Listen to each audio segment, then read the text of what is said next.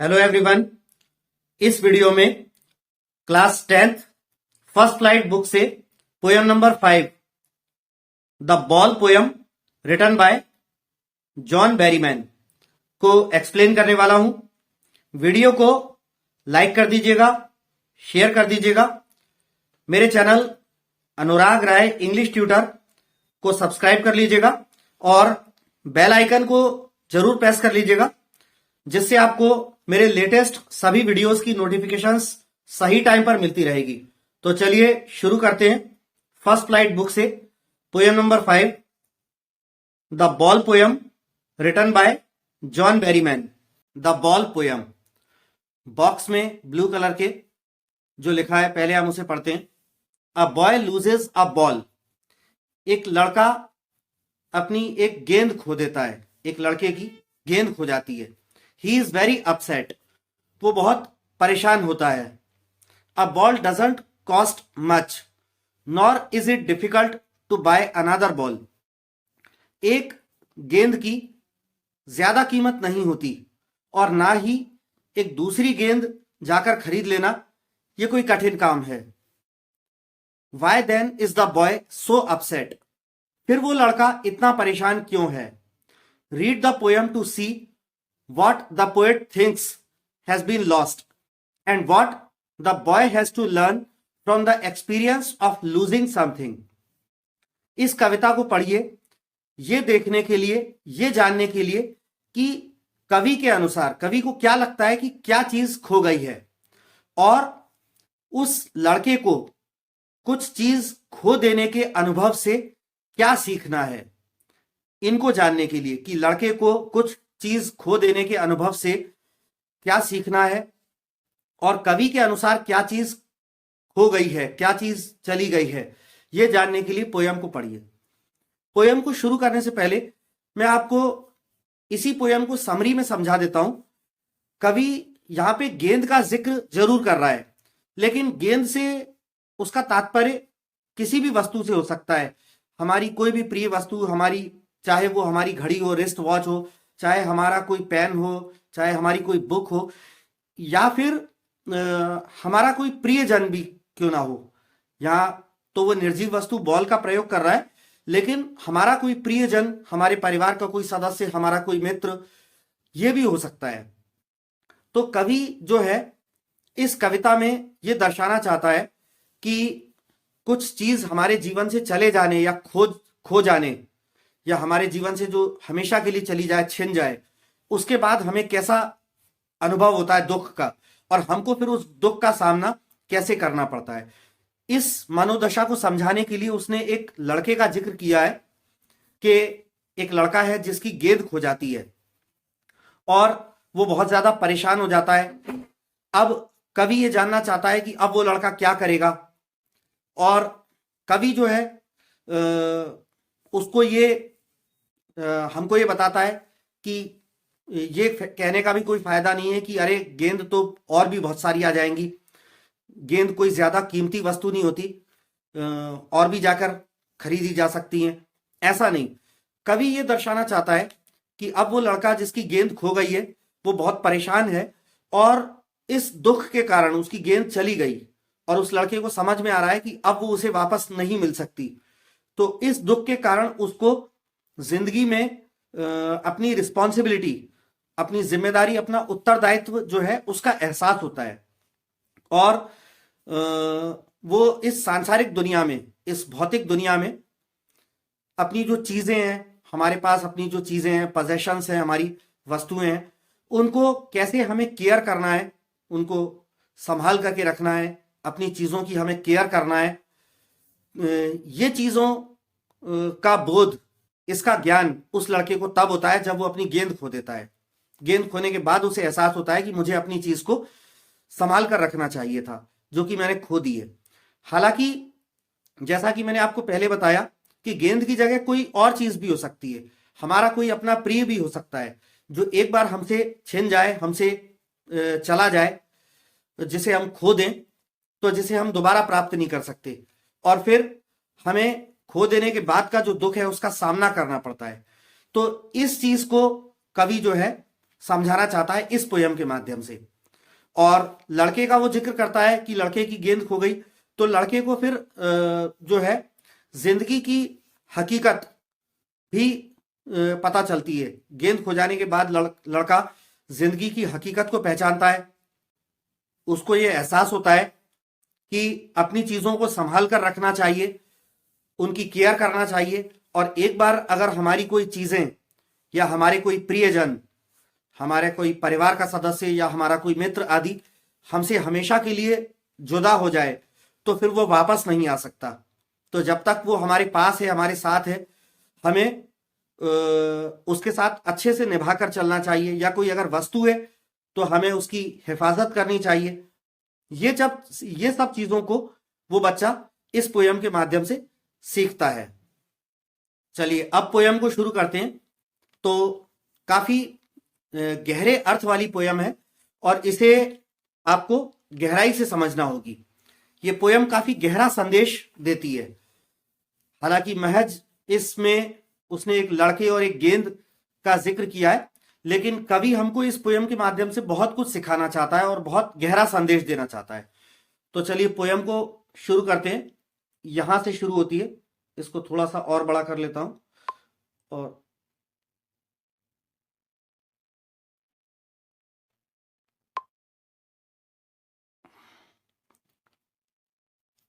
What is the boy now who has lost his ball? What is he to do?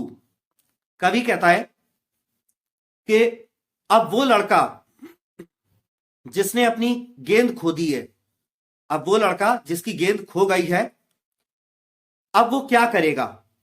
I saw it go merrily bouncing down the street and then merrily over there it is in the water. मैंने उस गेंद को, कवि कहता है कि मैंने उस गेंद को खुशी खुशी, मैरीली का मतलब है प्रसन्नता से, खुशी खुशी, और बाउंसिंग माने उछलते हुए, टप्पे खाते हुए। गेंद जमीन पे जो है टप्पा खाते हुए जाती है। तो कवि कह रहा है कि मैंने उस गेंद को प्रसन्नता पूर्वक, खुशी खुशी, टप्पा खाते हुए सड़क पर आगे की ओर जाते हुए देखा, और वहां वो जाकर खुशी खुशी उछलती हुई जाती हुई पानी में चली गई गेंद। अब यहां पर आप याद रखिएगा, मैरीली बाउंसिंग जो लिखा है, प्रसन्नता पूर्वक उछलते हुए, तो गेंद तो एक निर्जीव वस्तु है, कोई इंसान तो है नहीं कि प्रसन्नता पूर्वक चला जा रहा हो। ठीक, तो ये जो मैरीली बाउंसिंग का प्रयोग इसने किया है निर्जीव वस्तु गेंद के लिए, इसको पोएटिक डिवाइस में कहते हैं पर्सोनिफिकेशन। ठीक, पर्सन का मतलब होता है व्यक्ति और पर्सोनिफिकेशन का मतलब होता है व्यक्तिकरण। यानी जब हम किसी निर्जीव वस्तु को किसी जीवित प्राणी जैसे गुण दे देते हैं और किसी निर्जीव वस्तु को कोई जीवित प्राणी जैसा मानते हुए जीवित प्राणी जैसे गुण उसके लिए देते हैं, तो वो पोएटिक डिवाइस कहलाती है पर्सोनिफिकेशन। तो यहां पर पर्सोनिफिकेशन पोएटिक डिवाइस का प्रयोग किया है कवि ने। कहता है कि मैंने गेंद को प्रसन्नता पूर्वक उछलते हुए, टप्पा खाते हुए सड़क पर आगे जाते हुए देखा, और प्रसन्नता पूर्वक खुशी खुशी वो गेंद जाकर पानी में चली गई, गिर गई। नो यूज टू से oh there are other balls. अब ये कहने का कोई फायदा नहीं है, कवि कहता है कि उस बच्चे से ऐसा कहने का कोई फायदा नहीं है, अरे कोई बात नहीं है, और भी गेंदें आ जाएंगी। यानी कि गेंद तो बड़ी कोई छोटी मोटी वस्तु है, कोई बहुत ज्यादा महंगी वस्तु तो नहीं है कि अगर एक बार चली जाए तो आ ना पाए दूसरी। ठीक है, तो कवि कहता अब ये कहने का कोई फायदा नहीं है कि अरे और भी गेंदें आ जाएंगी। N ultimate shaking grief, ultimate माने चरम, शेकिंग ग्रीफ मतलब हिला देने वाला, झकझोर देने वाला दुख। फिक्सेस द बॉय, फिक्स माने उसे जकड़ लेना, पकड़ लेना। As he stands rigid, rigid का मतलब होता है अकड़ा हुआ, स्टिफ कठोर। ट्रेम्बलिंग माने कांपता हुआ। Staring down all his young days into the harbour where his ball went. Harbour का मतलब बंदरगाह होता है, लेकिन यहां पर बंदरगाह से अर्थ नहीं है, यहां पर उस नाले के लिए प्रयोग किया गया है जहां पर पानी का वो नाला, जहां पर जिसमें जाकर बॉल चली गई है।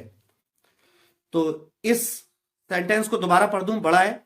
An ultimate shaking grief fixes the boy as he stands rigid एक हिला देने वाला, झकझोर देने वाला चरम दुख बच्चे को जकड़ लेता है, क्योंकि वो बिल्कुल अकड़ा हुआ, बिल्कुल बिना हिले डुले अकड़ा हुआ खड़ा है, ट्रेम्बलिंग, कांपता हुआ, staring down all his young days into the harbour where his ball went, और जहां जिस नाले में उसकी गेंद चली गई है उसको वो टकटकी बांधे देखता जा रहा है, अपनी वो बचपन की सारी खेल कूद के समय की अपनी सुंदर यादों के साथ, जब गेंद उसके पास थी उसके साथ वो कैसे खेलता था, इन सब सुंदर अपनी बचपन की यादों के साथ, हालांकि वो बड़ा नहीं हो गया, अभी भी छोटा ही है बच्चा, उन सब यादों के साथ देखता हुआ टकटकी बांधे बच्चा वहां देखे जा रहा है, उस नाले को या उस